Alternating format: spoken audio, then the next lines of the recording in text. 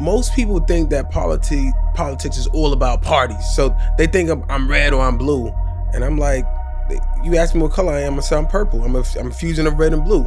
Because at the end of the day, if I need to get something done, I need to be able to have those relationships, and I have to leverage those relationships. It's really about who can get the job done. No matter who you vote for, at the end of the day, whoever is elected, you have to work with that particular party to get things done. Here's how it works, right? If you're red or blue, whatever color you want to choose, you could be purple. If I say I don't like purple, and then I go back to purple and be like, well, purple, I don't like you. I'm telling you I don't like you. You this, you from that. Philly is silly. I'm a Kansas City Chief fan and I hate you guys, but I want money from you. That's not going to work. You don't focus on what you don't have in common.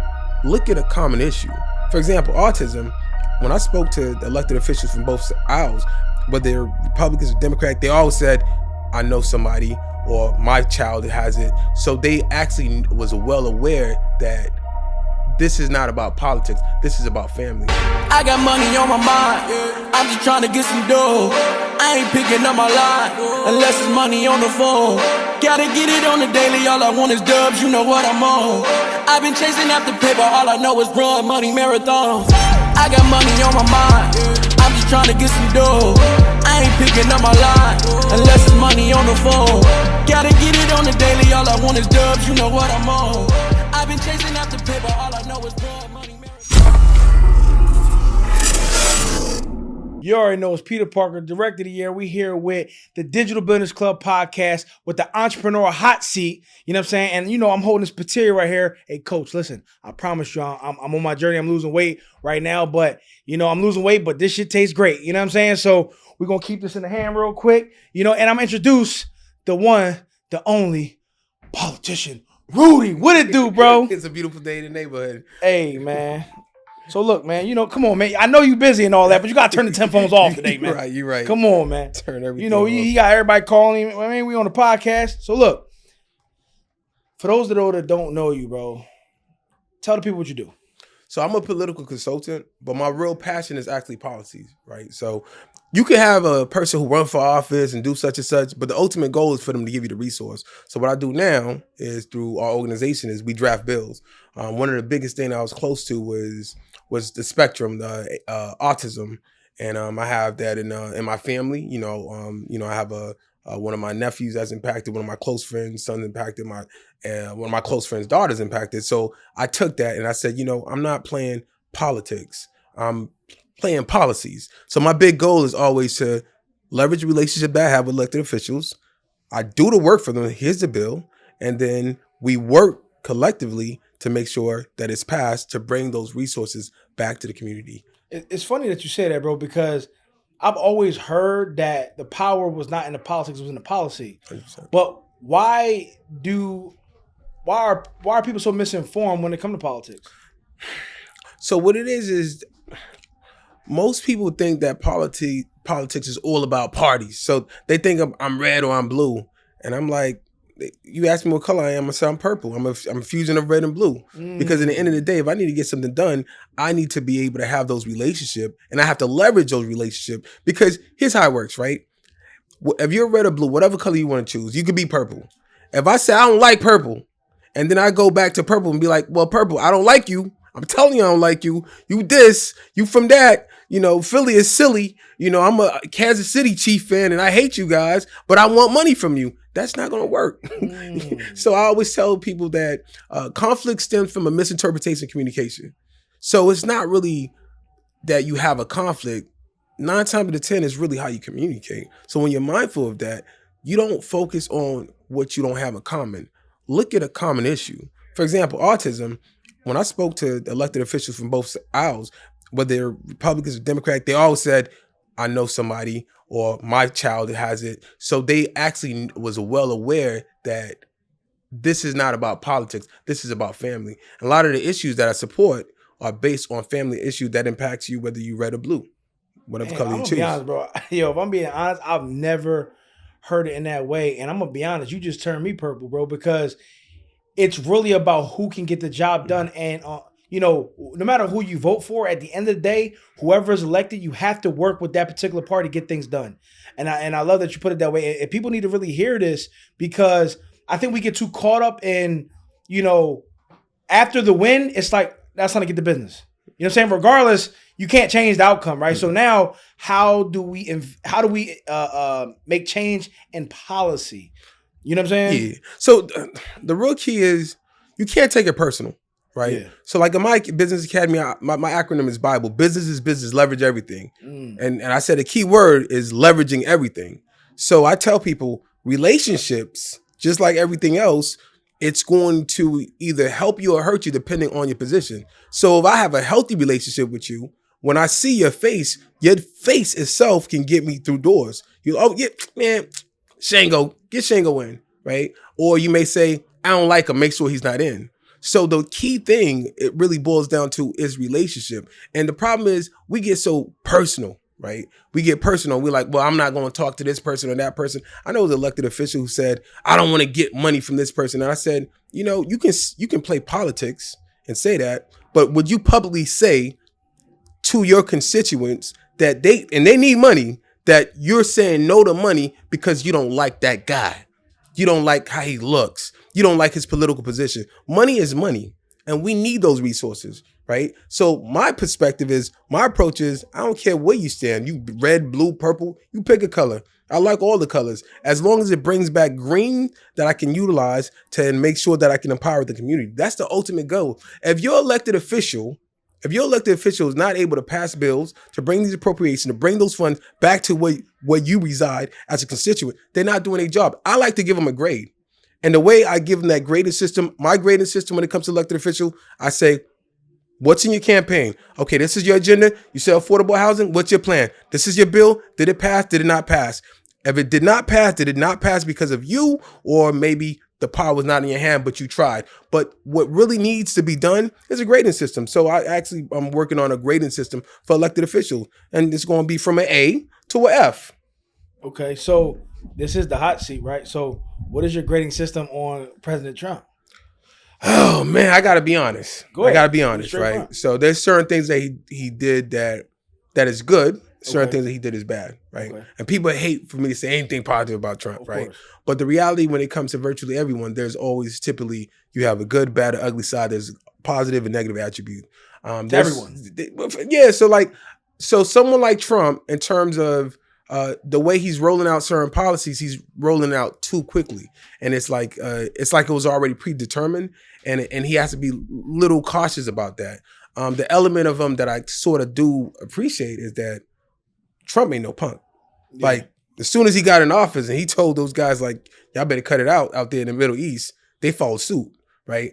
And that to me is very important in terms of making sure you have a strong leader. Because you need to be able to, being head of state of America, you got to have that level of, you got to be Iron Man, a man of steel. You got to be tough because you're going to be in a room with tough guys, right? So there's an element of that that's positive. There's an element from the financial market for those who are invested. This is the reason why I encourage people to be invested in financial market as well, because there's a lot of people that can benefit from that.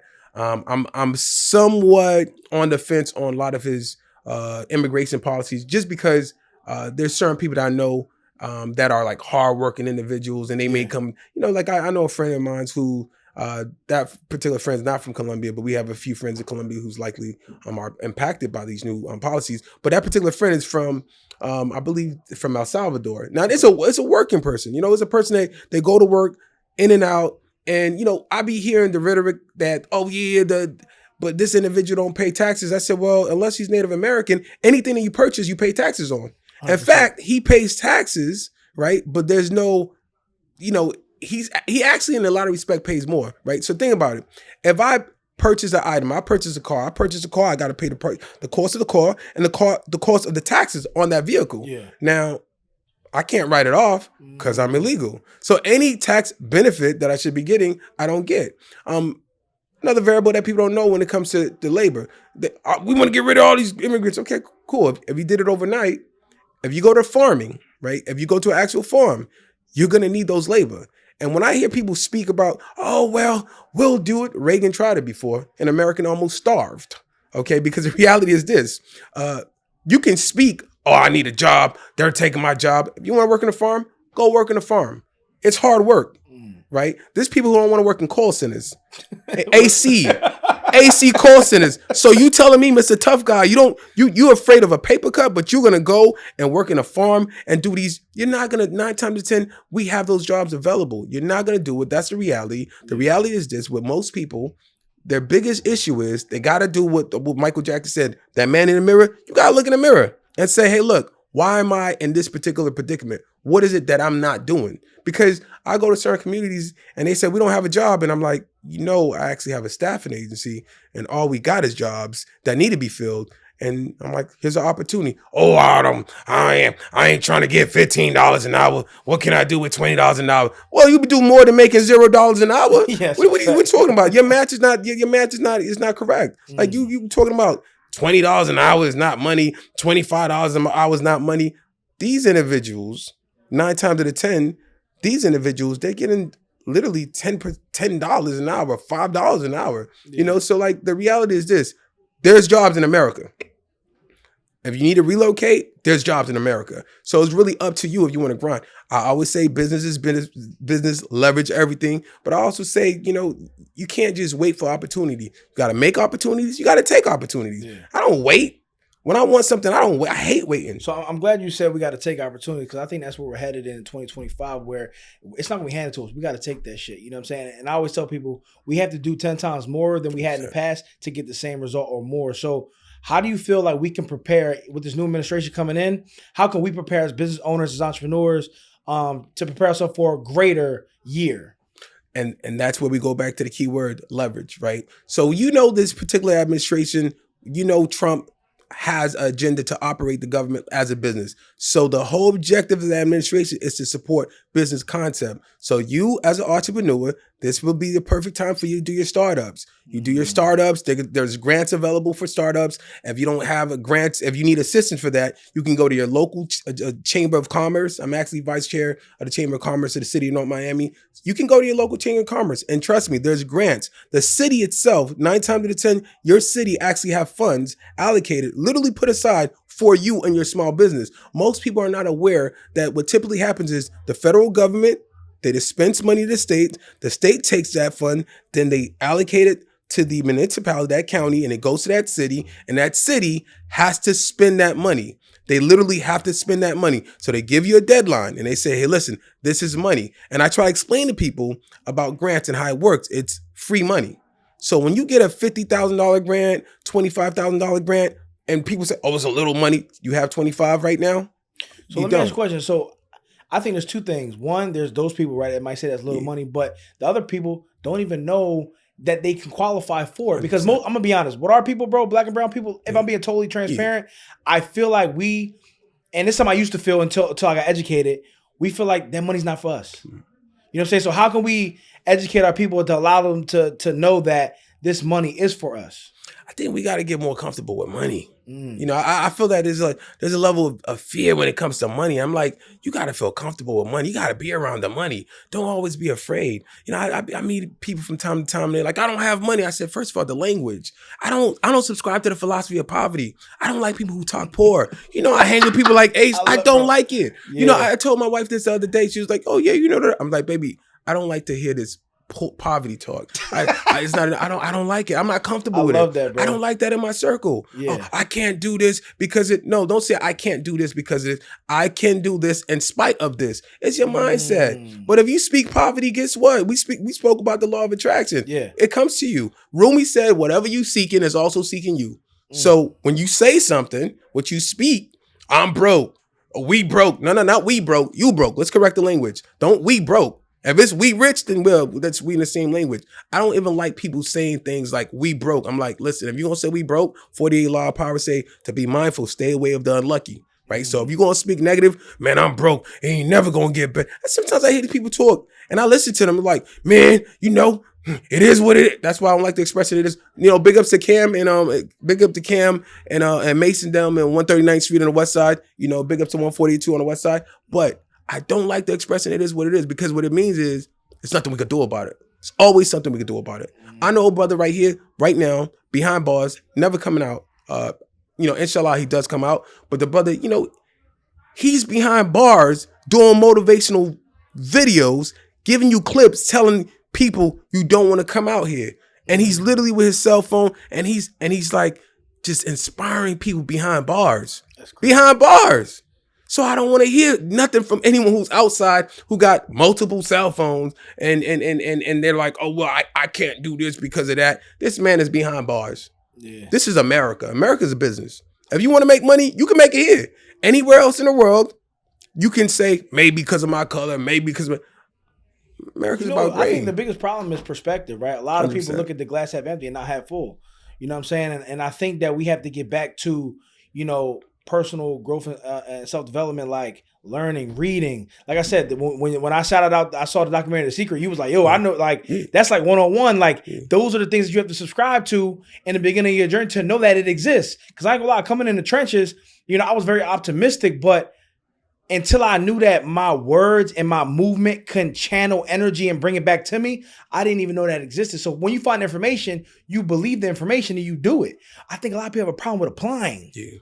You know what I'm saying? Like, a lot of we talk, it's funny, when we play sports, right? Everybody talk big shit, but nobody wants to put in the work. Nobody want to go practice. Nah, they don't. It's not the sexy shit. The sexy shit is when I'm doing a dunk or a layup in front of the chicks. You know what I'm saying? Nobody want to come to practice. They want to be. They call themselves Jordan, but they don't work like Jordan. They call themselves Kobe. They don't work like Burke. They don't work. What's the one who played for Utah?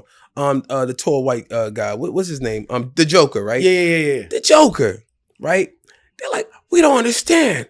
He doesn't barely go to practice. I'm like, yo, listen, I'm looking at his formation, and I used to say the same thing. I'm like, he has a formation.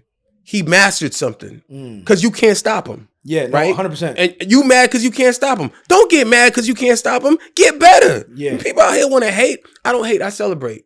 I don't hate. I celebrate. If I'm doing something and someone else is doing something and they supersede me, I'm not going to have a mentality of, man, that person, well, he stole my idea. I'm not, no, great for you. And guess what? I don't allow it to break me. I let it motivate me. I'm like, okay, cool. Now we could do a friendly competition. Let's see who's going to make the most, and that's my mentality. My mentality is I don't necessarily have to compete. Let's collab. You don't want to collab? We can compete. A friendly competition.